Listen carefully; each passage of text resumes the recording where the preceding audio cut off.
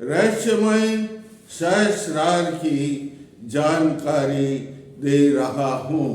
यह सहस्रार ये हमारा मस्तिष्क है भाई। इस मस्तिष्क के अंदर जो है ऊपर ब्रह्मरंध्र है, ब्रह्मरंध्र के ऊपर सहस्रार है। सहस्रार सहस्र पंखुड़, सहस्र का मतलब हजार, सहस्रार का अर्थ क्या होता है? हजार पंखुड़ियों का यह दल है। ये तत्वातीत है, तत्वातीत कहलाते हैं। इसमें विसर्ग जो है यंत्र है और बिंदु वाहन है और परम ब्रह्म परम शक्ति के साथ इसके अधिदेवता देवी है और इसका फल मिलता है मोक्ष। क्या फल है इसका? मोक्ष फल है। देखो इसके अंदर जो है त्रिकोण है। क्या है ये? जो हमारा ये सहस्रार है इसके अंदर सहस्र पंखुड़ियां है। कितनी पंखुड़ियां?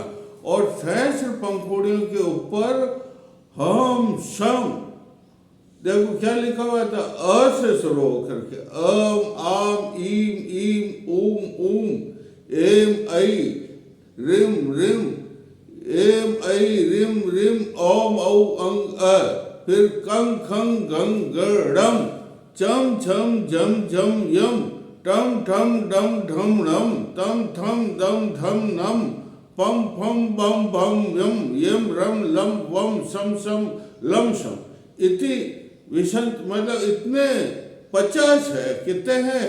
स्वर और वर्ण 50 है। ये 50 होते हैं।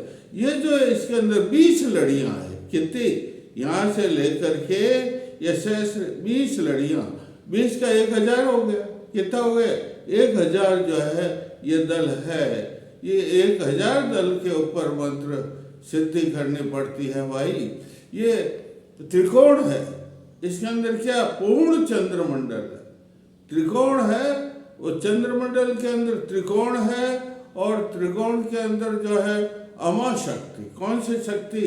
अमा और निर्वाण, दो नाम की शक्तियां।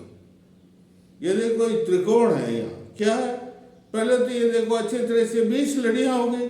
20 लड़ियों के ऊपर ये ब्रह्मरंध्र हो गया, इसके ऊपर सहस्रार हो गया और इसके अंदर जो है त्रिकोण है और त्रिकोण के अंदर जो है ये कैसे चमकता है?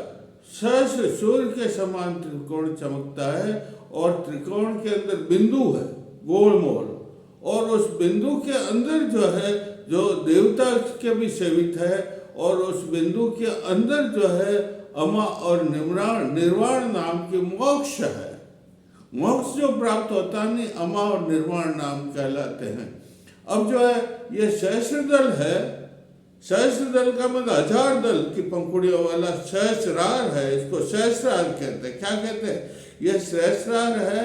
इसके इस कमल के मध्य में जो है हंसपीठ है, परमात्मा का निवास। किसका निवास है? इसमें परमात्मा का निवास है। उसको हंसपीठ भी कहते हैं। क्या कहते हैं? हंसपीठ भी कहते हैं। इसमें परमात्मा रूप शिव है।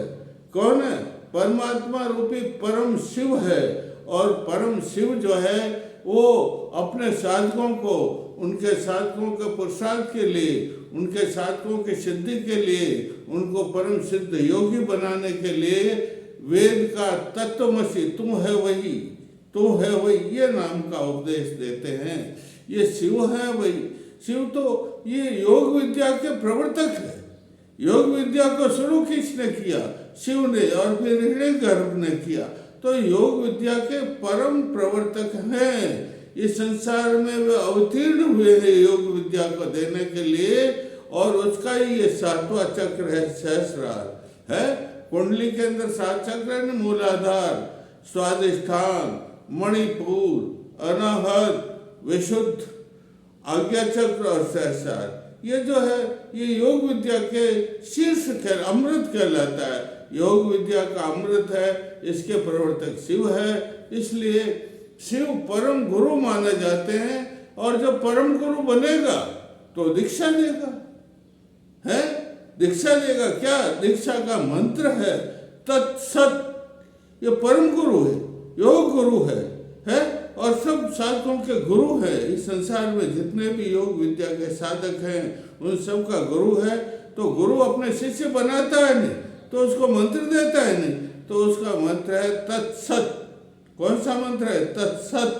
तो इस सहस्रार के अंदर हमें गुरु का ध्यान करना चाहिए। किसका ध्यान करना चाहिए?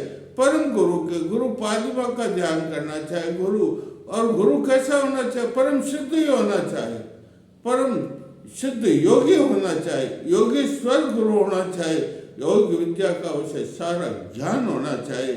ऐसा गुरु परंपरा से, गुरु परंपरा है गुरु की। महंत बनते हैं, महंत के बाद फिर उसका शिष्य महंत बनता है, फिर उसके बाद शिष्य। इस प्रकार की ये परंपरा है भाई। और परंपरा जैसे शिव भक्तों, जैसे वैष्णव परंपरा, वैष्णव परंपरा के लोग क्या विष्णु जपेंगे, ओम विष्णुवे नमः, ओम विष्णुवे नमः, ओम विष्णुवे नमः। शिव भक्त के परंपरा के ओम शिवाय नमः, ओम शिवाय नमः।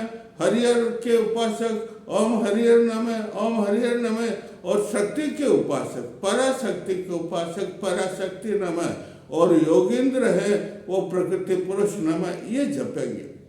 इस प्रकार के जप करना पड़ता है। और जो है इसके अंदर कर्मफल क्या होता है? देखो ये परंपरा से है, ये परंपरा के अनुसार, जैसे विष्णु विष्णु की शिक्षा देंगे, शिव शिव भक्त की शिक्षा देंगे, शाक्त पराअंबा कुंडली शक्ति की शिक्षा देंगे, और योगेंद्र प्रकृति और पुरुष। हंस का मतलब होता, हंस का मतलब होता ह का मतलब पुरुष, और स का मतलब होता प्रकृति। ये प्रकृति पुरुष शिव के नीचे, देखो सबसे ऊपर परमात्मा परम ब्रह्म, शिव रूप परम ब्रह्म, और उसके नीचे जो है ये शक्ति, और उसके नीचे ये जो है प्रकृति पुरुष है। ये प्रकृति पुरुष है, एक ही है। इस संसार में परम परमात्मा एक ही है, उसका ज्ञान अलग अलग परंपराओं के अनुसार होता है। देखो ये त्रिकोण है भाई, ये त्रिकोण के अंदर जो है गुरु का हो गया। अब फल क्या मिलता? इसकी साधना करने से, सहस्रार की साधना करने से क्या फल प्राप्त होता? तो सब उपासक अपने अपने इष्ट का मंत्र जपते, दत्त चित्त होकर के बिल्कुल साधना में बढ़ जाते। गुरु की फोटो लगा देते, इष्ट माँ का, जैसे राम के उपासक है तो राम का फोटो लगा देते, और राम रामाय मंत्र, राम रामाय मंत्र जपते हैं। कृष्ण के भक्त हैं, कृष्ण की फोटो लगा, कृष्णाय नमः, कृष्णाय नमः। या जो शिव के भक्त हैं, ओम शिवाय नमः, ओम शिवाय नमः। यह मंत्र जो अपना इष्ट का मंत्र दत्त चित्त होकर, क्या विधि है, उन्हें देह का भान नहीं रहता, और मानसिक मंत्र जपते हैं। और इस प्रकार के उनके मंत्र जपने से उनके जो कर्म हैं वो अशुभ और शुभ जो सब कर्म नष्ट हो जाते हैं, अनिष्ट कर्म नष्ट हो जाते हैं, और उनको जो है पुनर्जन्म नहीं होता, उनको मोक्ष प्राप्त हो जाता है, उनका पुनर्जन्म नहीं होता है।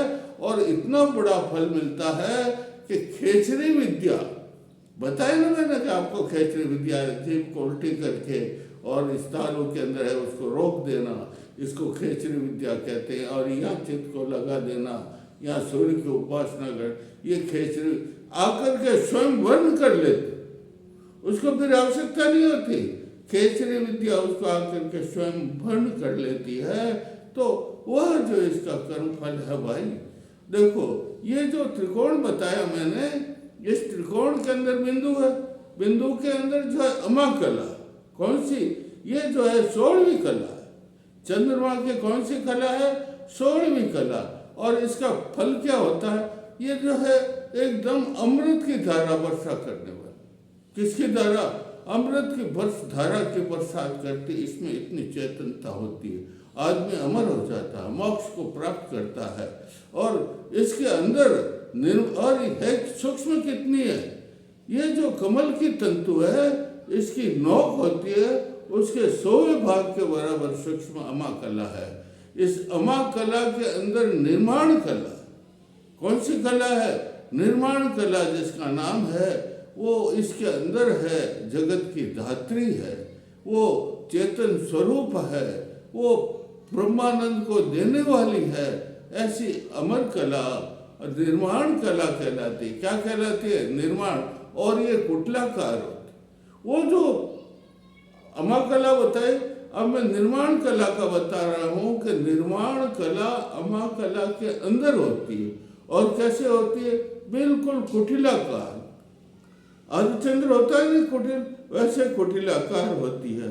और ये जो है सब कुछ देने वाली है। इस अमा कला जगत धात्री, इस अमा कला के अंदर अमा शक्ति होती, निर्माण कला के अंदर निर्माण शक्ति होती है। और उस निर्माण शक्ति के अंदर वही निबोधिका होती है, और वही निबोधिका के अंदर नाद होता है। क्या होता है? यह होता ना, इसमें ध्यान करते हैं तब जो है, जब परम का ध्यान करते हैं तो प्रकाश होता है। और यहाँ से जो ध्वनि नाद की उत्पन्न होती है, यहाँ से जो यूँ चलती हुई कुंभक लगा देते हैं, ओम ओम जपते हैं, तो यह आता है फिर परब्रह्म में चला जाता है। यह नाद स्वरूप हो जाता है। क्या स्वरूप हो जाता है? नाद है। प्रकाश भी होता है और ध्वनि भी, जैसे घंटी लगती है घंटी की नाद होता है, धीरे धीरे धीरे लोप हो जाती है। लेकिन इसमें जो यहाँ से जो शुरू होती है वो नाद लोप नहीं होते, और यहाँ पहुँचती, कहाँ पहुँचती? यहाँ, और मोक्ष प्राप्त। उस नाद के ऊपर परम ब्रह्म है। उस नाद के ऊपर कौन है? परम ब्रह्म, परमात्मा जिसे कहते हैं, वो नाद के ऊपर है भाई। इस नाद के ऊपर परम ब्रह्म है। तो जो परम ब्रह्म के वैदिक लोग हैं उनको परम पद प्राप्त होता है, जो खूब साधना करते, कठिन चित्त हो जाते हैं, सतत साधना करते हैं, छोड़ते नहीं बीच में, उनको जो है विष्णु पद प्राप्त होता है। विष्णु बुद्धू शिवों को शिव भक्त, शिव पद प्राप्त होता है। शाक्तों को और अलग पद प्राप्त होता है। इस प्रकार अलग अलग पद प्राप्त हो। पद प्राप्त होने का मतलब मोक्ष। क्या होता है? मोक्ष। उनका पुनर्जन्म नहीं होता है, इसे कहते हैं मोक्ष। और ये है भाई असंप्रज्ञात समाधि। कौन सी? लास्ट में, सबसे अंत में जो है वो परम पद प्राप्त करते हैं, उसको कहते हैं असंप्रज्ञात समाधि। इसके पहले सत्य बुद्धि, ऋतंबरा तत्व प्रज्ञा, ये पतंजलि प्रदीप में लिखा हुआ, ऋतंबरा तत्व प्रज्ञा। ऋतंबरा बुद्धि पैदा होती है, जिस प्रकार सोना होता है। सोने को शुद्ध करने के लिए उसमें शीशा मिलाते हैं, तपाते हैं, अग्नि में तपाते हैं तो शीशा भी जल जाता है और शुद्ध खरा सोना हो जाता है। उसी प्रकार सत्य बुद्धि भी जल जाती है और सारी प्रवृत्तियां, जितनी भी खराब मलमय प्रवृत्तियां होती है, जिनका आवरण होता है, सब नष्ट हो जाती है। और वो फिर असंप्रज्ञात समाधि लगती है। क्या लगती है? असंप्रज्ञात समाधि इसमें लगती है। और देखो, इसका अजपा मंत्र भी बता देता हूँ। सहस्रार का अजपा मंत्र है। जो सहस्रार का अजपा मंत्र सिद्ध करेगा उसको तुरंत ही मोक्ष प्राप्त हो जाएगा। पहले तो इसका होम होम होम होम ये उच्चारण करो, और इससे जो है कुंडली यहाँ आएगी, सीधी यहाँ आएगी। यहाँ आकर के एम रिम श्रीम इसे नीचे ले आई। और उसके बाद में देखो, सहस्रा में पूरा मंत्र बोल देता हूँ। सहस्रारे सहस्रदल पद में, इस शहर में सहस्रदल पद में, और फिर पूरे अ से लगा करके शम तक, ये कितने 50 हैं, कितने हैं? 50 वर्ण और स्वर बोले जाते, स्वर और वर्ण बोले जाते। उसके बाद में बोल दिया। उसके बाद में अब बोला जाता पूर्ण चंद्रमंडल।